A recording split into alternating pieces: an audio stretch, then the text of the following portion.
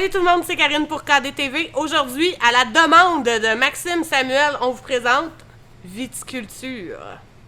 Donc, Viticulture est un jeu qui se joue de 1 à 5 joueurs, qui a une durée de 60 à 90 minutes. Je vous dirais probablement plus 90 que 60 là, par expérience.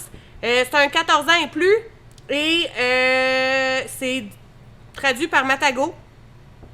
Et c'est ça, c'est super beau jeu dans lequel on va incarner des vignerons et le but ultime, c'est de réussir à se rendre à 20 points ou de dépasser.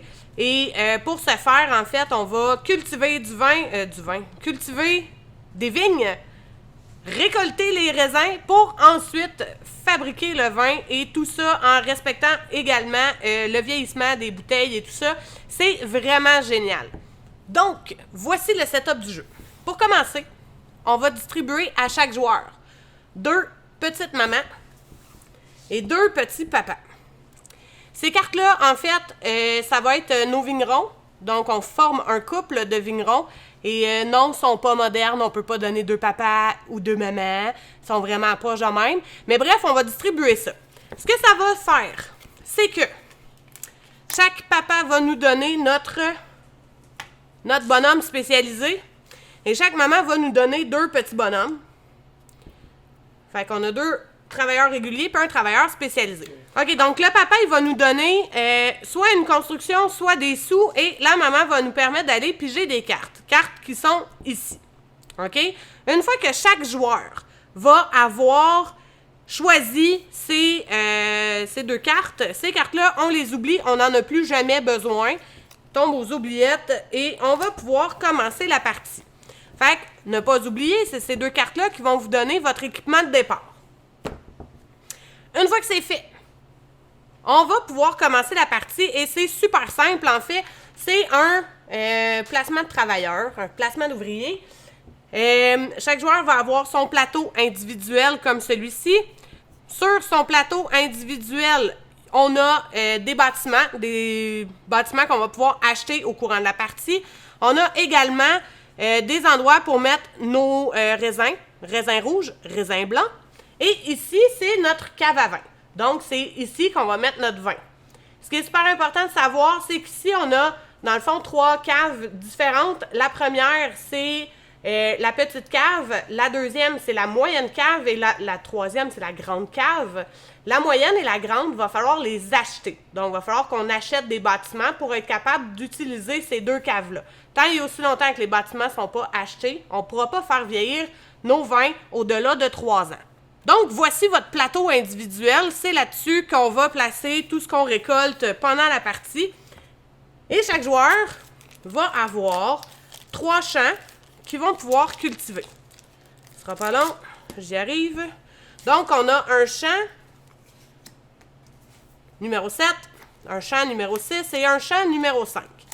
Pourquoi ces champs-là, ils ont des chiffres dessus? Ben, c'est super simple. C'est le nombre de vignes qu'on va pouvoir avoir sur ces champs-là. Cartes vignes qui sont les vertes. Donc, vous voyez ici, j'ai une vigne à 1. Donc, je peux la placer n'importe où. Je pourrais décider de mettre une vigne à 4 par-dessus et les mettre dans mon terrain, mon champ 5, parce que dans le fond, il y a 5 espaces. Et là, présentement, j'ai une vigne à 4, une vigne à 1. Donc, ça fait 5. Mon champ est complet. Donc, nos 3 champs sont sur notre plateau individuel pour la partie. Ensuite de ça, on a ici une super belle, un super beau résumé en fait d'un tour. Dépendamment du nombre de joueurs, il va y avoir un nombre de cases disponibles. Donc, si on joue à 2 joueurs, il y a seulement une des 3 cases qui est disponible, celle du centre où il y a un bonus.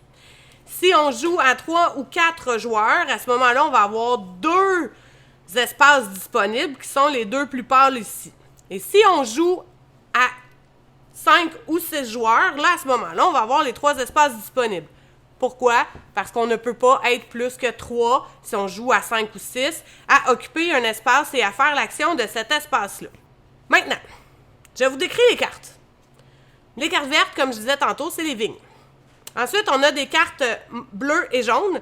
Ces cartes-là, c'est des cartes ouvriers. Dans le fond, c'est des cartes, pas d'ouvriers, mais de saison.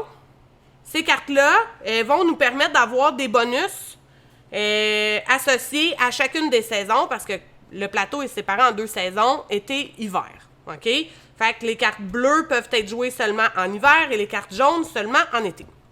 Ensuite de ça, on a les cartes mauves. Les cartes mauves, c'est des commandes de vin.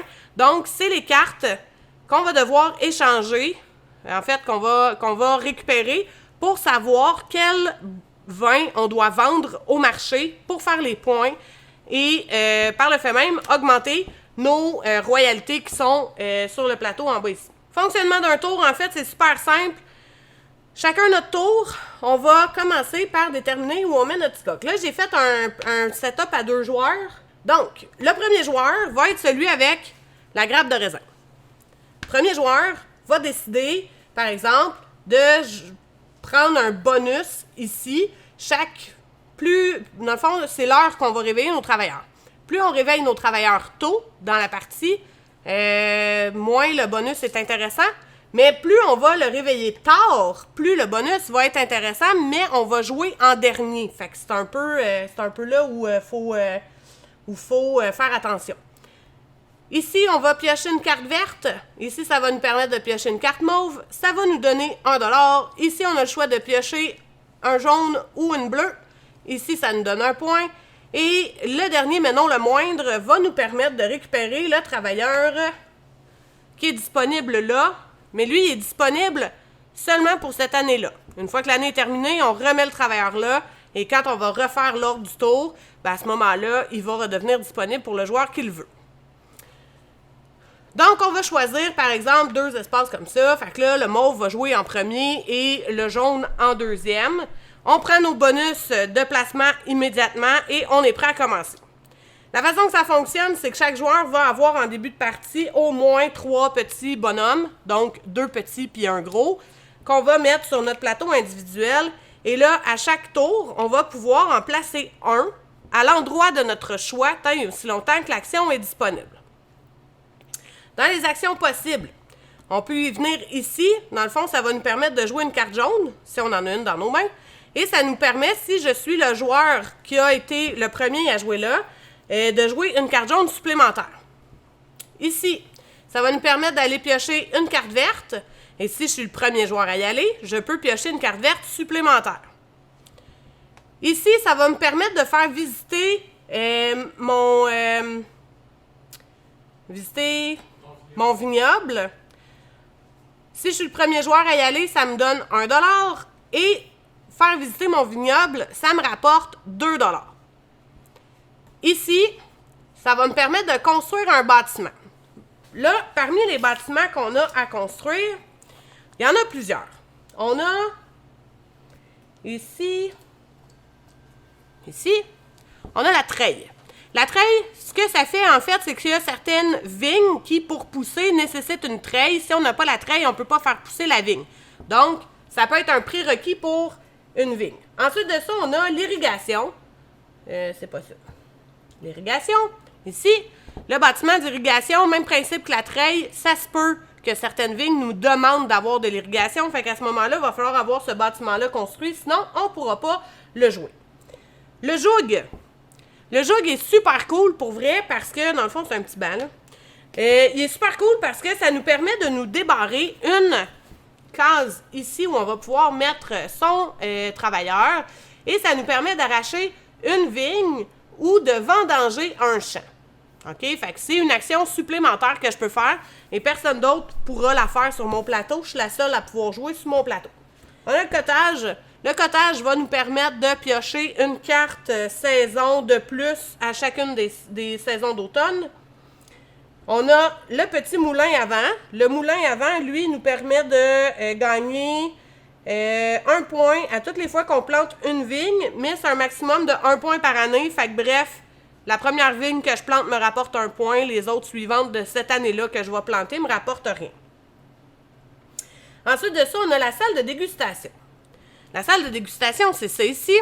Et quand on installe la salle de dégustation, ça nous permet de faire visiter notre vignoble. Et si j'ai du vin dans ma cave à vin pour faire la dégustation, à ce moment-là, je gagne 1 point en plus du 2 $ pour avoir fait visiter mon vignoble. Next, c'est les petites caves et moyennes et grandes caves, en fait, qui se ressemblent vraiment beaucoup. La seule différence, c'est la grosseur de la porte. Fait que ça, c'est la moyenne, ça, c'est la grande. Et ces deux caves-là vont nous permettre d'avoir du vin vieilli plus longtemps et de meilleure qualité. OK? Fait que ça, c'est les bâtiments. Ensuite de ça, on peut venir ici pour planter des vignes.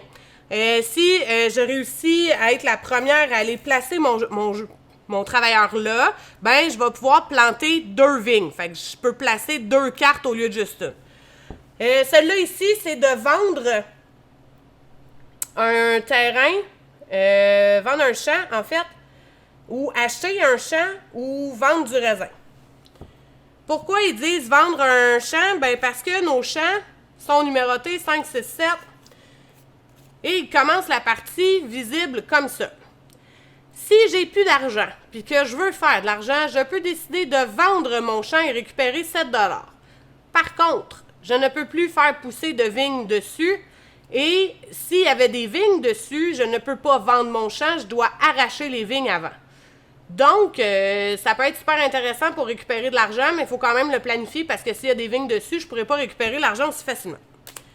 Ensuite de ça, on a terminé les actions d'été. Une fois que je le décide, je peux à tout moment dire que j'ai terminé ma saison d'été et attendre pour la saison d'hiver. Pourquoi je ferais ça? Parce que en début de partie, j'ai 3 petits bonhommes, donc je peux faire seulement 3 actions sur le plateau. Et ça se peut que je veuille garder des actions pour l'hiver parce que les actions d'été et d'hiver ne se jouent pas. En fait, on ne récupérera pas nos bonhommes des actions d'été pour faire les actions de l'hiver. OK? Une fois qu'on arrive à la fin de l'été, on va faire la saison d'automne. La saison d'automne nous permet en fait d'aller piocher une carte bleue ou une carte jaune qui vont être des bonus qu'on va pouvoir utiliser au courant de la partie. Une fois qu'on a fait cette pioche-là, une fois qu'on a fini de faire la saison d'automne, on va aller faire la saison d'hiver. La saison d'hiver, ben, c'est toutes les actions qui se retrouvent ici. La première ici, c'est de réussir d'aller piocher une carte mauve, donc une carte commande. Et si je suis la première, mon bonus, c'est d'aller me chercher une deuxième carte commande. Ces cartes-là, je vous rappelle, hein, on les garde dans nos mains. On les joue pas quand on veut, là. Ces cartes-là, on les garde dans nos mains. Ici, ça va être de jouer une carte bleue. Et si je suis la première, je vais pouvoir jouer une deuxième carte bleue. Donc, les cartes bleues ici, c'est des cartes bonus. Des cartes avec des travailleurs spécialisés qui vont nous donner des trucs particuliers. Ensuite de ça, ici, je peux aller là pour pouvoir fabriquer jusqu'à 2 vins. Donc, je peux prendre 2 raisins sur mon plateau individuel et les transformer en vin. C'est-à-dire que je vais prendre, admettons, que j'avais un vin ici à 3. Voyons, je vais y arriver. J'avais un petit vin ici à 3, puis j'avais un petit vin ici à 3. Ben à ce moment-là, je pourrais décider de prendre mon raisin 3 blanc ici, puis le mettre en 3 blancs, mais en bouteille de vin plutôt. Et lui ici, mon raisin 3 rouge, je vais le mettre en 3 rouges là. Fait que ça, c'est transformer 2 raisins en vin. Ensuite de ça, on a ici, ça nous permet de vendanger un champ. C'est-à-dire que si, mettons, j'ai mon champ numéro 5 ici, qui a des vignes dessus, on va faire ça comme il faut. J'ai ça ici dessus. Bien là, à ce moment-là, je vais additionner toutes les vignes rouges entre elles et ça va me donner un raisin de cette valeur-là. Fait que là, présentement, j'ai juste 4 rouges. Fait que je prendrais un petit jeton ici, puis je le mettrais sur mon petit raisin 4 rouges. Je ferai la même chose avec le 1 blanc. J'additionne tous mes blancs et je mets mon petit raisin blanc au bon endroit. Fait que ça donnerait ça. Fait que j'aurais un raisin, un blanc et un raisin 4 rouges. Une fois que c'est vendangé, mes vignes vont rester sur mon champ. Fait que ça va me permettre de pouvoir vendanger à tous les tours à ma guise. Ben, à tous les tours, à chaque année à ma guise. Ensuite de ça, ici, ça va être pour acheter des travailleurs supplémentaires. Parce qu'on commence la partie avec 3, mais en réalité, on en a très exactement 6 de disponibles dans notre réserve. Fait que j'en ai 3 que je peux prendre immédiatement, puis les 3 autres, il va falloir que je les achète. Pour les acheter, ça me coûte 4$ et j'ai un travailleur supplémentaire. Ce travailleur-là va être disponible seulement à compter de l'année suivante. Fait que je ne pourrai pas l'utiliser pour la fin de cette année-là. Si je suis la première personne à y aller, mon bonus, c'est de récupérer 1 pièce. Donc, ça revient à dire que mon travailleur va m'en coûter 3 au lieu de 4. Ici, on peut y aller à n'importe quel moment. On peut placer autant de bonhommes qu'on veut. Il n'y a pas de limite à cette place-là. Et ça nous permet de remporter 1$. On peut y aller en été comme en hiver. C'est la seule place où on peut aller à n'importe quel moment pour vrai dans la partie. Ici, ça va être d'honorer des commandes, donc honorer des cartes mauves, comme celle-là ici, qui me demande de vendre un vin de valeur 5. Fait que j'irai ici, si j'ai un vin valeur 5 sur mon plateau individuel, je le défausse, et à ce moment-là, ça me permet de marquer 2 points, et ça va me faire augmenter mes royalties de 1. Les royalties, c'est super cool. Mettons que j'ai réussi à faire ça, ma petite bouteille de vin va être sur le 1. Ce que ça va faire, c'est qu'à la fin de chacune des années, je vais récupérer une pièce de la banque. Toutes les fois que je vais l'avancer, ben ça va me permettre de ramasser de l'argent de plus à chaque tour. Fait que, si j'étais à 1, je ramasse 1, mais si j'étais à 5, je vais ramasser 5$ à la fin de chacune des années. Fait qu'on veut vraiment augmenter ça parce que c'est quand même cool de faire de l'argent. C'est avec l'argent qu'on va être capable d'acheter des personnages ou des bâtiments ou autres. Donc, une fois que la fin d'hiver est arrivée, donc que tout le monde a placé tous ses bonhommes et que tout le monde a passé parce qu'il n'y avait plus d'action à faire, là, on va enclencher la fin d'année. La fin d'année, c'est super simple. En fait, c'est tout écrit sur le plateau de jeu en plus. La première étape, ça va être de faire vieillir nos vins et nos raisins. Donc, tous les raisins et tous les vins qu'on a vont avancer d'une case. Les raisins peuvent se rendre jusqu'à 9. Pour ce qui est des vins, ben eux, si on n'a pas la moyenne et la grande cave, ils vont être limités à 3. Dès qu'ils ont atteint 3, ils ne peuvent plus avancer. Par contre, si on a la moyenne ou la grande cave, on va pouvoir les faire avancer au-delà du 3. Une fois que ça, c'est fait, ensuite de ça, on va récupérer tous nos travailleurs qui se retrouvent sur le plateau de jeu. On les remet dans notre réserve de travailleurs. Notre réserve de travailleurs est sur notre plateau individuel. Une fois que ça, c'est fait, après ça, on va encaisser les royalties qui sont sur le plateau. Une fois que ça, c'est fait, on va compter notre nombre de cartes. On a un maximum de 7 cartes en main. Donc, si on a plus de 7 cartes en main, on va défausser des cartes pour en arriver à 7. Et on va passer le jeton premier joueur au joueur suivant qui va déterminer l'ordre du tour. Donc, on va jouer autant de tours qu'il faut, autant d'années en fait qu'il le faut pour qu'un joueur réussisse à se rendre à 20 points ou à dépasser 20 points. Et une fois que ça arrive, on va terminer l'année en cours et on va compter déclarer le vainqueur, le joueur qui a le plus de points. Petit détail que j'ai oublié de vous dire, on peut se mettre plus qu'une fois sur une même action. Par contre, les espaces étant limités, ben, on est limité quand même dans le nombre de petits bonhommes qu'on va mettre. C'est pour ça que le gros bonhomme existe. Le gros bonhomme étant notre travailleur spécialisé, lui peut aller n'importe où et se placer sur le bâtiment du lieu où il veut aller pour être capable de faire l'action malgré le fait qu'il n'y a plus d'espace libre pour faire cette action-là. Une fois qu'il est placé, par exemple, on ne peut plus le récupérer avant la fin de l'année, fait que faut le jouer judicieusement. Et voilà! C'était la présentation de Viticulture par KDTV.